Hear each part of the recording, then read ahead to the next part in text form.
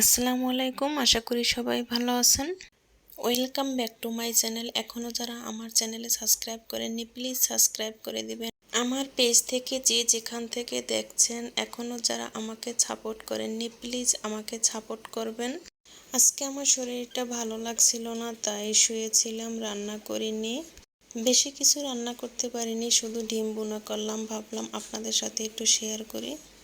তেল গরম হয়েছে, এখন রসুন কুচি দিয়ে দিলাম, তারপরে দিয়ে দেব পেঁয়াজ কুচি। আমার বাচ্চারা এমন মাছ আর ডিম এই দুইটা জিনিস বেশি একটা খেতে চায় না। ডিমের তরকারি যেদিন থাকে তাই চেষ্টা করি একটু ভিন্ন ভিন্ন করার। আমি পেঁয়াজ রসুন হালকা ভেজে নিয়েছি, তারপরে স্বাদ মতো লবণ দিয়ে দিলাম। এই পর্যায়ে দিতে হবে আদা বাটা, রসুন বাটা, জিরে বাটা। আমার যখন একটু শরীর খারাপ থাকে তখন আমি এভাবেই করি, একই সাথে ব্লেন্ডার করে নিয়েছিল। আদা রসুন জিরে একই সাথে ব্লেন্ডার করে নিয়েছিলাম। বাটা মশলাগুলো হালকা ভেজে নিয়েছি। এই পর্যায়ে দিতে হবে মরিচের গুঁড়ো দিয়েছি 2 চামচ, তারপরে হলুদের গুঁড়ো দিয়ে দিলাম 1 চামচ। এই তো হালকা নেড়ে চেড়ে একটু পানি দিয়ে কষিয়ে নেব। এই পর্যায়ে দিতে হবে গরম মশলা। তো আমি গরম মশলা দিয়েছি, আমি কিন্তু গোটা গরম মশলা দিইনি, আমি গুঁড়ো গরম মশলা দিয়েছি। আমি ডিম ভুনা করলে আমি এই গুঁড়োটাই ব্যবহার করি, চাইলে গোটাটাও দিতে পারেন, কোনো সমস্যা নাই। 2 বার অল্প অল্প পানি দিয়ে কিন্তু কষিয়ে নিয়েছি, এখন পানি দিয়ে দেব। এই ডিম ভুনাটা করলে বেশি একটা পানি লাগে না, 1.5 থেকে 2 কাপ পানি দিলেই যথেষ্ট। ওই যে আমরা চা খাই সেই কাপের পানিটা দেওয়ার পরে পানি ফোটার আগ পর্যন্ত একটু অপেক্ষা করতে হবে। পানি ফোটার পরে ডিমগুলো দিয়ে দেব।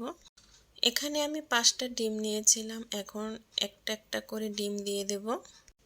কিনে আনা ডিমগুলো বাটিতে ভেঙে দেওয়াটাই ভালো হয়, কারণ এই গরমে বেশিরভাগই কিন্তু ডিম নষ্ট হয়। পুরো উপকরণগুলোই ফেলে দিতে হবে, তাই আমি বলবো বাটিতে ভেঙে দেখে তারপরে দেওয়াটাই ভালো। এই যে আমি একটা ডিম দিয়ে দিলাম, এটা কিন্তু ভালোই ছিল, যা আমার দোষে কিন্তু কুসুমগুলো ভেঙে গেল। খোসাটা ভালোভাবে ফাটাতে পারিনি, তাই কুসুমটা ভেঙে গেছে। যাক, সমস্যা নাই, এই ভাঙা ডিমটাই আমি খাবো। আমি ডাইরেক্ট ডিমগুলো দিয়ে দিচ্ছি, তার কারণ আমি জানি এগুলো ভালো। কালকে যখন নিয়ে আসছিল আমি একটা ভেজেছিলাম, তারপরে ওর আব্বুকে অমলেট করে দিয়েছিলাম। আবার ফাটানোর সময়ও বোঝা যায় ডিম ভালো না খারাপ। 1.5 থেকে 2 মিনিট ঢেকে রেখেছিলাম, এখন ডিমগুলো উল্টে দেব। বাচ্চাদের আর কি বলবো, একইভাবে ডিম রান্না করলে আমারই খেতে মনে চায় না, ওর আব্বুরই খেতে মনে চায় না। বেশিরভাগই ওদের আব্বু এইভাবে ডিম ভুনা করলে এইটাই বেশি পছন্দ করে, তাই এভাবেই করা হয়, কখনো ভিডিও করিনি।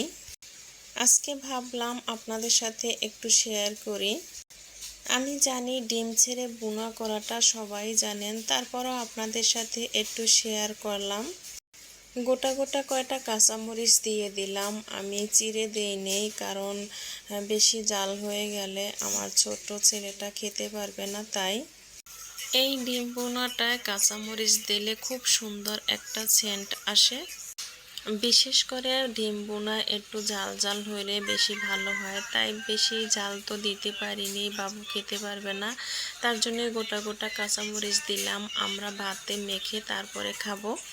এই তো প্রায় হয়ে আসছে, আর একটু জাল করব, কারণ একবারে পানির মতো জলও থাকবে না আর একবারে শুকিয়েও ফেলবো না। এই পর্যায়ে চুলা অফ করে দেব।